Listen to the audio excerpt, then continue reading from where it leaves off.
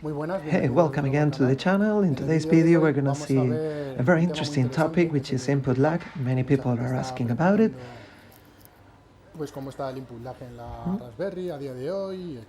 So we're gonna divide this video in 3 chapters. The first one is about the setup I've already got here to test everything. The second one is going to be about how to measure 100% accurately input lag on different games and systems, specifically on Raspberry Pi with Retroarch. And on the third chapter we're going to compare, this time, MiSTer and RGB-Pi on Super Mario World on Super NES. Let's start by the setup. As you may see, we've got this improvised setup with these 2 Thomson TVs.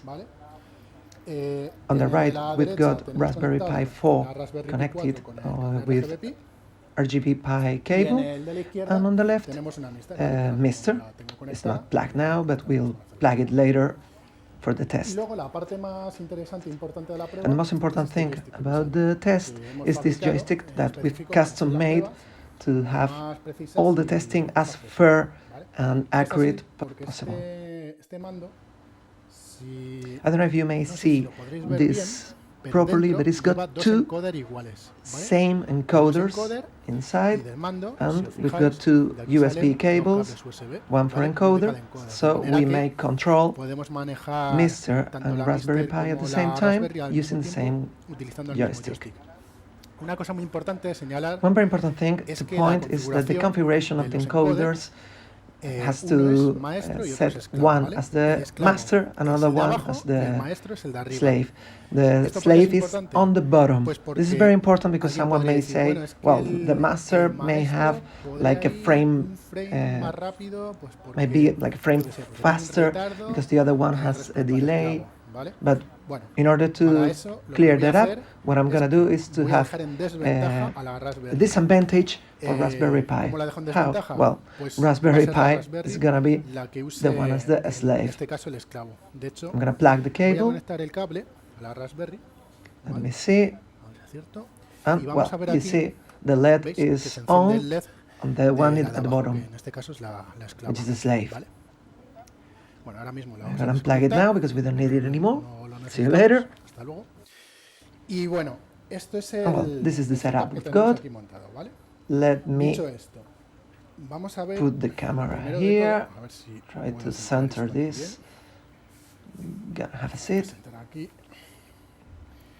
I believe it's quite a good image to test. I've got this keyboard connected to the Raspberry for the testing. And oh, let's get it started. Okay. First thing is to test, well, let me show you. These are the latency options from Retroarch. As you may see, everything is on default. These are the default options, and the most important thing is Runahead is disabled. Also, frame delay is on 0. Nothing is on. Okay, we'll go back to the game. What we're going to do to check the lag. Yeah, we jump on Z and Z. How to check the lag? We pause the game by pressing P. Well, the game is paused.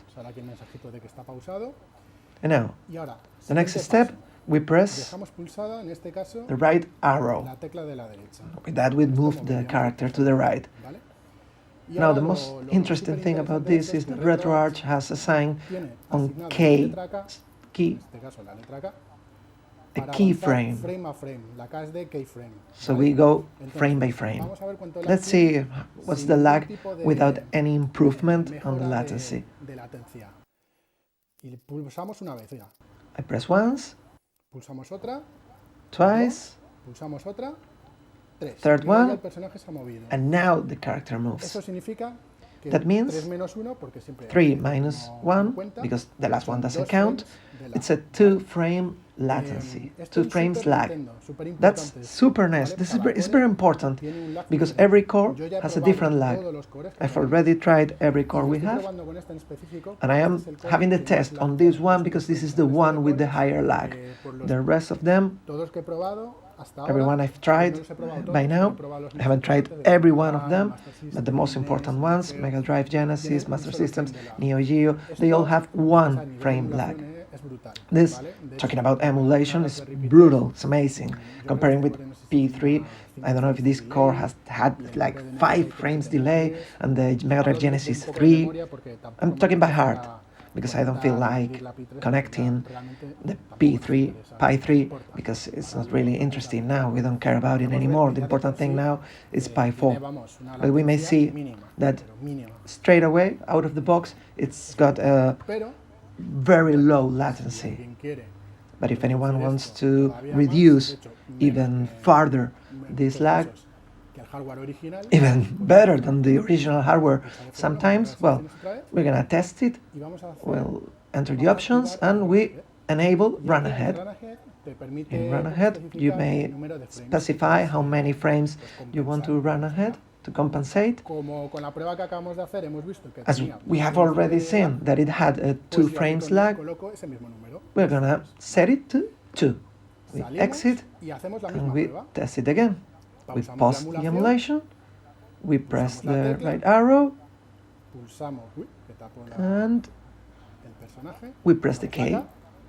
And see, it's instant, no input lag at all on this core. If you want, we're gonna check now quickly Mega Drive Genesis.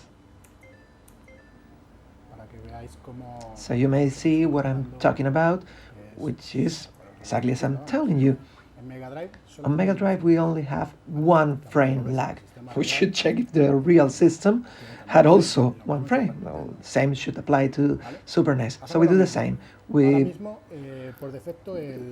Runahead is disabled, so we pause the game, we press the key, and K, 1, 2. 2 minus 1, 1 frame lag. So we do the same.